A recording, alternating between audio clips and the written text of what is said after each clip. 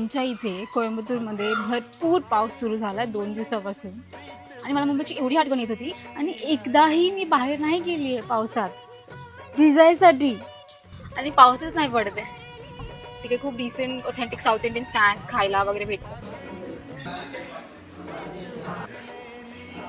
मग तुम्ही आवर्जून खा. हे फक्त कोइंबतूरमध्ये मिळतं, ज्याला कालान म्हणतात. ते मशरूम पासून बनवतात.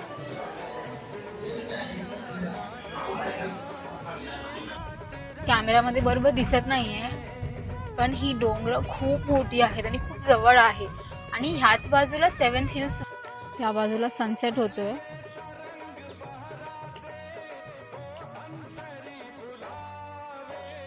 खूप छोटीशी चायची टपरी होती, तिकडे बसून खायला जागा नव्हती म्हणून मी पार्सल घेतलं आहे आणि फायनली मला ते बोंडा भजी भेटली आहे.